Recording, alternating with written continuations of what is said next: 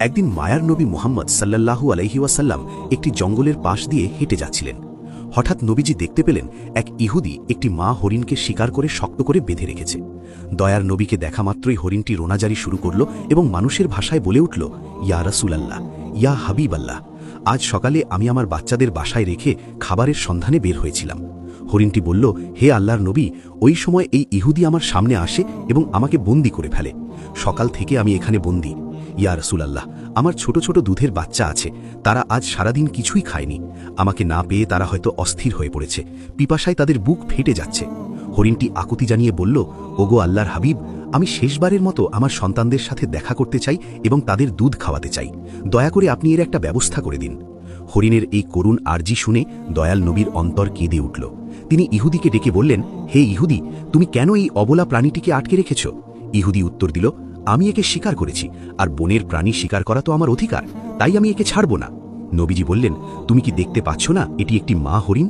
এর স্তন দুধে পরিপূর্ণ, এর বাচ্চারা না খেয়ে কষ্ট পাচ্ছে, তুমি একে একবার সুযোগ দাও। ইহুদি অবজ্ঞার সাথে বলল, আমি এত কষ্ট করে ধরলাম আর আপনার কথায় ছেড়ে দেব? একবার ছেড়ে দিলে কি বনের হরিণ আর ফিরে আসে?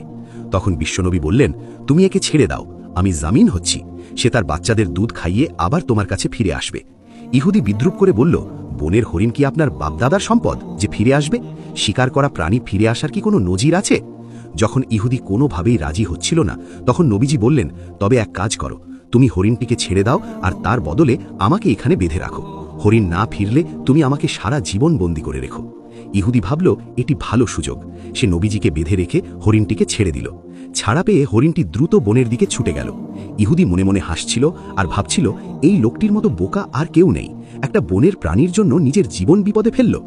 ওদিকে মা হরিণ দৌড়ে তার সন্তানদের কাছে পৌঁছল। বাচ্চারা তাকে দেখে বলল, আম্মাজান, আজ কেন এত দেরি হলো? আমরা আপনার জন্য অপেক্ষা করতে করতে ক্লান্ত হয়ে পড়েছি। মা হরিণ চোখের পানি ছেড়ে বলল, ওরে আমার কলিজার টুকরা সন্তানরা, তোমরা তাড়াতাড়ি শেষবারের মতো আমার দুধ পান করে নাও, কারণ হয়তো তোমাদের সাথে আর কোনো দিন দেখা হবে না। বাচ্চারা অবাক হয়ে কারণ জানতে চাইলে মা হরিণ পুরো ঘটনা খুলে বলল। সে বলল, মায়ার নবী মুহাম্মদ সাল্লাল্লাহু আলাইহি ওয়াসাল্লাম নিজের জীবন বন্ধক রেখে আমাকে তোমাদের কাছে পাঠিয়েছেন।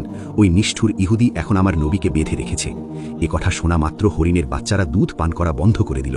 তারা বলল, আম্মাজান, আপনি কি বলছেন? মায়ার নবী বন্দী আর আমরা দুধ পান করব? এটা অসম্ভব। চলুন, আমরাও আপনার সাথে যাব। নবীজির সামান্য কষ্টও আমরা সহ্য করতে পারব না। কিছুক্ষণ পর ইহুদি দেখল, বনের ভেতর থেকে কেবল সেই মা হরিণই নয়, তার সাথে ছোট ছোট বাচ্চাগুলোও দৌড়ে আসছে। এই দৃশ্য দেখে ইহুদি থমকে গেল। হরিণটি নবীজির সামনে এসে ক্ষমা চেয়ে বলল, ইয়া রাসূলাল্লাহ, আমার আসতে দেরি হওয়ায় আপনি কষ্ট পেয়েছেন, আমাকে ক্ষমা করুন। নবীজি ইহুদিকে বললেন, হে ইহুদি, এখন তো বিশ্বাস হলো, এই নাও তোমার শিকার, সাথে তার বাচ্চাদেরও নিয়ে এসেছে। ইহুদির পাথর মন এক মুহূর্তেই গলে গেল। সে চিৎকার করে বলে উঠল, ইয়া রাসূলাল্লাহ, বনের পশু পাখিও যার মায়া বোঝে, তিনি অবশ্যই আল্লাহর সত্য নবী। আমাকে